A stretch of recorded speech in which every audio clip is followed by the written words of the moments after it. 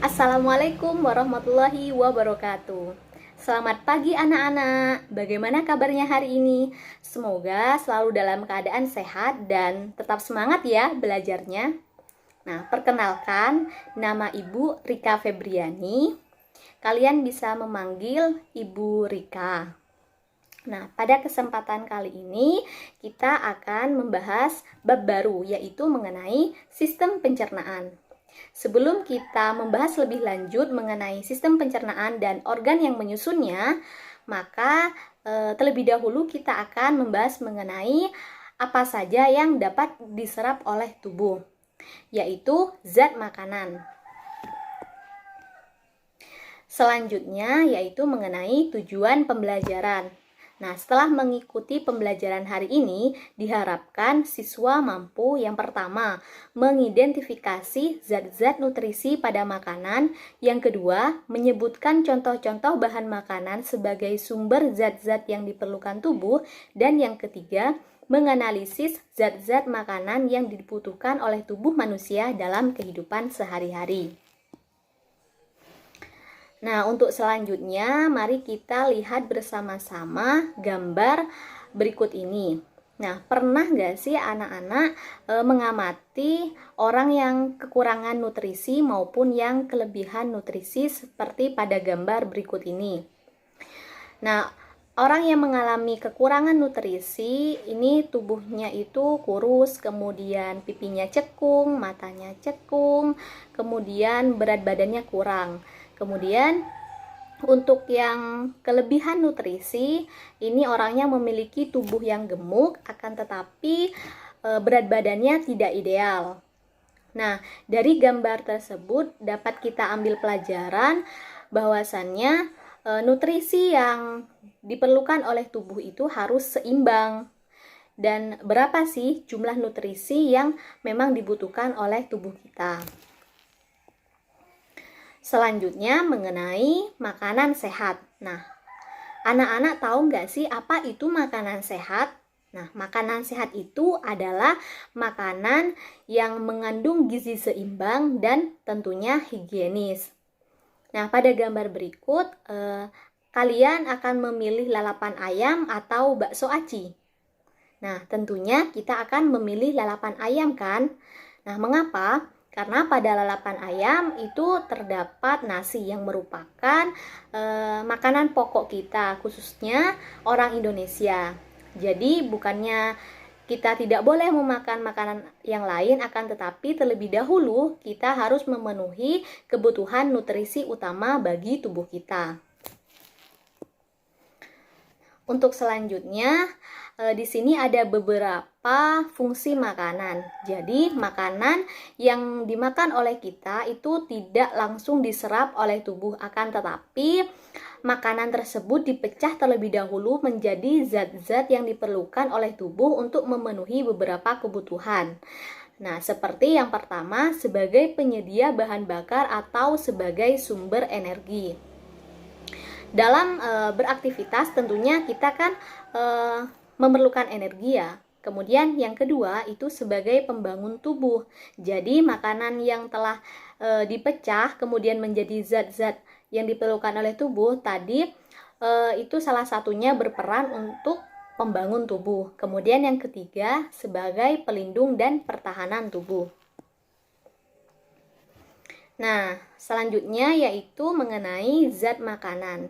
Jadi, makanan yang telah dipecah itu akan menjadi zat-zat makanan. Nah, apa saja sih anak-anak zat makanan tersebut? Yang pertama yaitu ada karbohidrat, yang kedua lemak, kemudian yang ketiga protein, yang keempat mineral, dan yang kelima yaitu vitamin.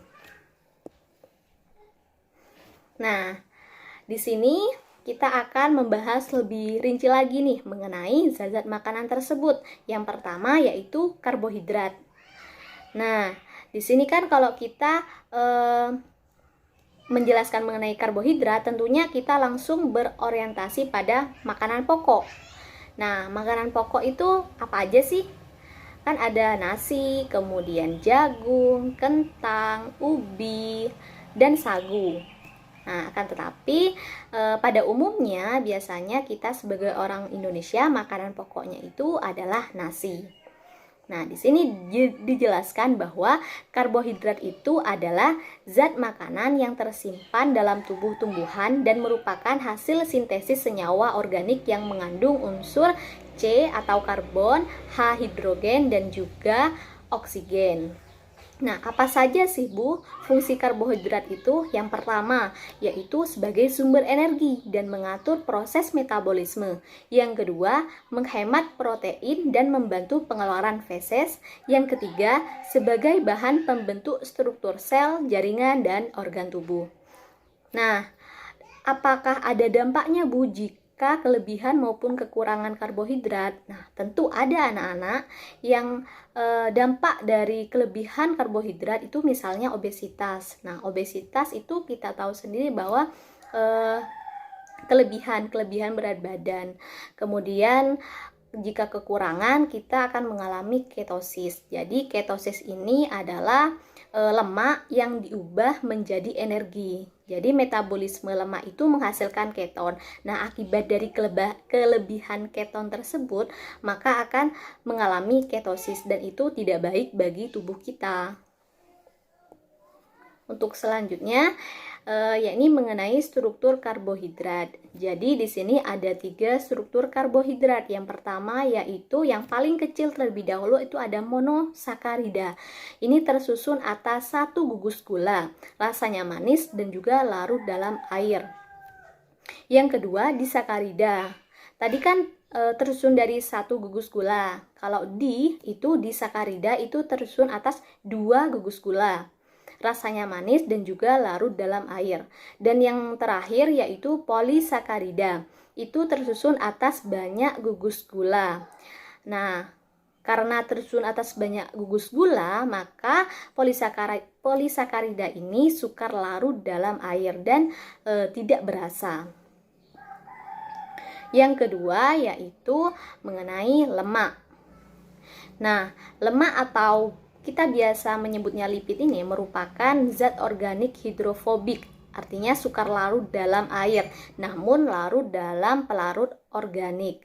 Misalnya ada eter, kemudian benzen, dan juga kloroform. Apa sih fungsi lemak, Bu? Nah, fungsi lemak yang pertama itu penghasil energi. Kemudian yang kedua, pelarut vitamin A, D, E, dan juga K. Yang ketiga, ikut serta membangun jaringan tubuh. Yang keempat, melindungi tubuh dari suhu rendah.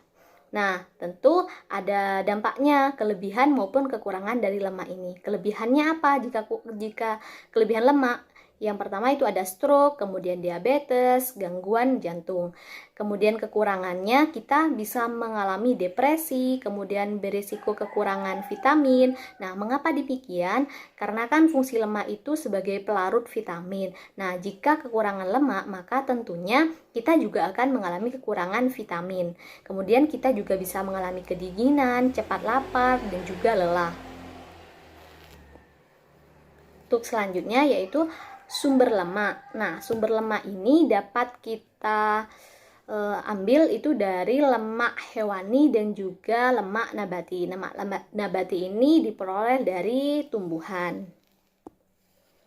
Kemudian yang ketiga yaitu protein.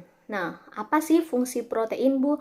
Ya, fungsi protein itu yang pertama sebagai penghasil jaringan baru. Nah, mengapa demikian? Karena protein ini merangsang pembentukan protoplasma sehingga sel-sel yang rusak itu akan terganti. Kemudian yang kedua penghasil energi, yang ketiga pertumbuhan tubuh, yang keempat sistem buffer. Nah, apa itu sistem buffer, Bu? Jadi sistem buffer itu protein ini berfungsi untuk keseimbangan asam dan basa di dalam tubuh kita. Kemudian yang kelima, pembentuk enzim, hormon, dan pigmen. Yang keenam, berperan dalam metabolisme tubuh. Kemudian untuk kelebihan protein ini, kita akan mengalami obesitas, dehidrasi, dan juga diare. Nah, kekurangan dari protein, dampak kekurangan dari protein ini ada marasmus. Marasmus itu biasanya terjadi pada bayi usia 1 tahun yang mengalami gangguan pertumbuhan yang terhambat. Kemudian kwashiorkor itu adalah penyakit yang biasanya dialami oleh bayi yang berumur 2 sampai dengan 3 tahun, dan itu biasanya mengalami gangguan psikologi. Kemudian jadi asam amino itu agar dapat diserap oleh tubuh itu harus diubah menjadi bentuk yang lebih kecil, yaitu apa? Asam amino. Jadi di sini ada klasifikasi asam amino berdasarkan pembentukannya dalam tubuh. Di sini ada 3. Yang pertama itu asam amino esensial. Nah, apa itu asam amino esensial? Esensial artinya tubuh tidak mampu untuk memproduksi sendiri. Jadi harus ada asupan dari makanan. Kemudian asam amino esensial bersyarat. Nah, artinya asam amino ini tidak dapat diproduksi oleh tubuh, akan tetapi penggunaannya hanya pada waktu tertentu saja. Seperti arginin di sini. Nah, arginin ini diperlukan oleh tubuh untuk proses penyembuhan luka. Jadi agar lukanya itu cepat sembuh, maka kita disarankan untuk mengonsumsi asam amino jenisnya arginin. Kemudian ada asam amino non esensial. Non esensial berarti tubuh itu sudah mampu memproduksi asam amino tersebut. Yang keempat yaitu mineral. Nah, di sini mineral dibagi menjadi 2, yaitu makroelemen dan juga mikroelemen. Nah, apa itu makroelemen, Bu? Jadi makro artinya besar. Jadi unsur-unsur yang dibutuhkan tubuh dalam jumlah banyak. Seperti apa? Contoh unsurnya yaitu ada natrium, kemudian kalium, kalsium, fosfor, magnesium, klorin, dan juga belerang. Yang kedua yaitu mikro, berarti kecil atau sedikit. Artinya apa? Yaitu unsur-unsur yang dibutuhkan tubuh dalam jumlah sedikit. Contohnya apa, Bu? Yaitu ada zat besi, yodium, seng, dan juga tembaga. Nah, yang terakhir di sini ada vitamin. Nah, apa sih, Bu, itu vitamin? Jadi vitamin itu adalah senyawa organik kompleks yang esensial untuk pertumbuhan dan fungsi biologis yang lain bagi makhluk hidup. Nah, kita garis bawahi yang esensial. Jadi esensial berarti tubuh tidak mampu untuk memproduksi sendiri. Jadi kita harus memenuhinya dengan mengonsumsi makanan tertentu. Kemudian di sini ada vitamin yang larut dalam air dan juga vitamin yang larut dalam lemak. Contoh yang vitamin larut dalam air itu ada vitamin B dan juga vitamin C. Sedangkan yang larut dalam lemak itu contohnya ada vitamin A, D, E, dan juga K. Nah, anak-anak, kesimpulannya dari materi hari ini yaitu zat-zat makanan yang diserap oleh tubuh itu contohnya ada karbohidrat, kemudian lemak, protein, kemudian mineral, dan juga vitamin. Nah, kesediaan zat-zat makanan tersebut di dalam tubuh kita itu harus seimbang, jadi tidak boleh berlebih maupun tidak boleh kurang.